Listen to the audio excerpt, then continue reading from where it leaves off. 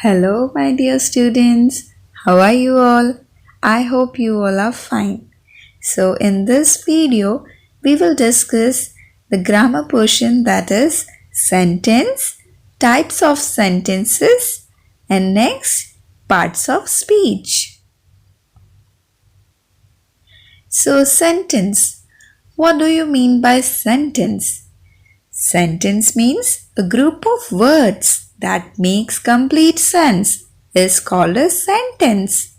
A sentence must begin with a capital letter and ends with a either full stop, question mark or exclamation mark depending upon the type of the sentence.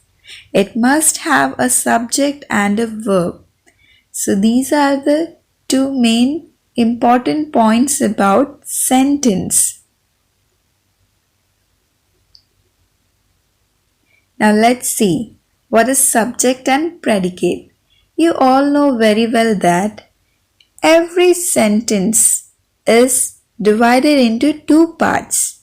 The first part is known as subject and the other predicate. Now what do you mean by subject? Subject means the part about which we are talking is known as our subject. And predicate means the part which tells about the subject is known as predicate.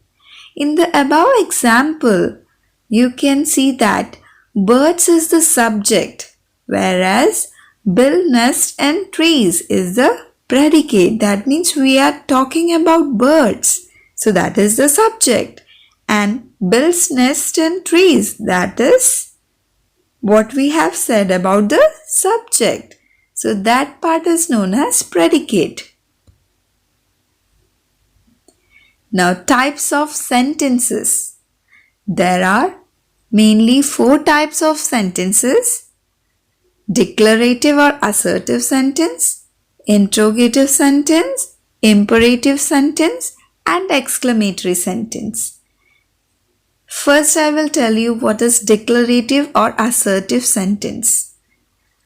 The sentences which say or state something, that is known as declarative or assertive sentence.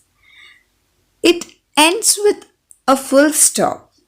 Remember, declarative or assertive sentence always ends with a full stop. For example, Ravi goes to school on a cycle. So these are the statements. Okay. Next is interrogative sentence.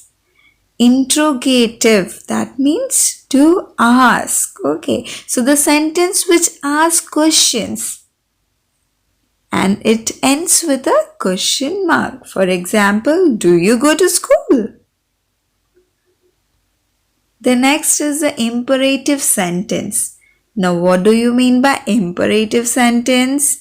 The sentences that express a command, make a request, advice, or a suggestion. It ends with either a full stop or an exclamation mark. For example, switch off the television, that means that is a command. Please put these books on the shelf. Request. We are making request. Let us play chess instead of carom.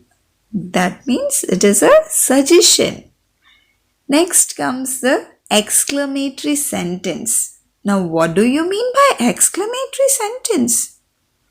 What an exciting trip that was! That means there is some sudden feelings or emotions expressed. So the sentence that expresses strong or sudden feelings is known as exclamatory sentence and it ends with an exclamation mark. So next is parts of speech. There are 8 parts of speech: noun, pronoun, verb, adverb, adjective, preposition, conjunction, and interjection. Now, what do you mean by noun? We all know that. Noun means name of anything. It can be name of either person, place, animal or thing. Okay, the example is given below. The cow gives milk. Here the cow and milk both are noun because one is the name of a animal and the other one is the name of thing. Next is pronoun. Pronoun means the words which are used in place of noun. So instead of repeating the noun every time, we can use pronoun in that place. For example, Gopal is a gardener. In this sentence, the subject we are talking about is Gopal and the predicate part is a gardener. So instead of using Gopal again, I have used he in the second sentence. He works alone. That means here he is indicating that it is a pronoun. Okay. Few examples of pronoun are I, you, he, she, they, we, it, etc. Okay. Next is verb. Now what do you mean by verb? Vikas reads a lot of books. Now what is Vikas doing? He is reading. That means what action is performed by Vikas? Reading. Okay. So reads means that is verb. So it tells what a person or thing does. And in simple words we can say that action words are known as verb. Next is adjective. Now adjective, it adds something to the meaning of a noun.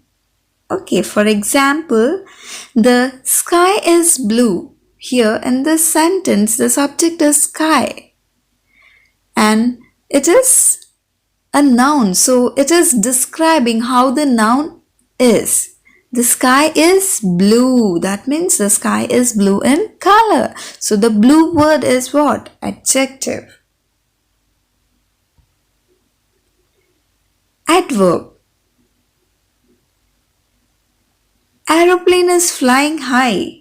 In this sentence, the subject is about aeroplane.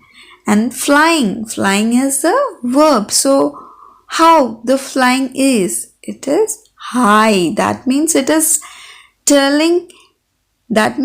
adding some meaning to a verb. So it is known as adverb. We must eat our food slowly. So how should we eat? Slowly. That means slowly is what? Adverb. Next is preposition. Prepositions are those words which show relation between other words. For example, father is not at home. So the at word, that is preposition. It is showing the relation between father and the whom. That means he is not there. Next is conjunction. Conjunction means joining words. It can join either words or sentences together. For example, he is a clever boy. He is a lazy boy. How can we join both the sentences? By using conjunction but. He is a clever but lazy boy. Next, last, parts of speeches. Interjection. Hooray! Our team has won. That means we are excited. Why? Because our team got prize. That means our team got prize. Okay. So we are expressing some sudden feeling, excitement. Okay. So these types of sudden feelings or emotions of the mind, whenever we expressed, it comes under interjection. So speech is a communication through talking or a talk given to an audience. Speech is a conversation between two people. So there are 8 parts of speech in English language. Noun, pronoun, verb, adjective, adverb, preposition, conjunction and interjection. The part of speech indicates how the word functions in meaning as well as grammatically within the sentence. An individual word can function as more than one part of speech when used in different circumstances. Understanding parts of speech is essential for determining the correct definition of a word when using the dictionary.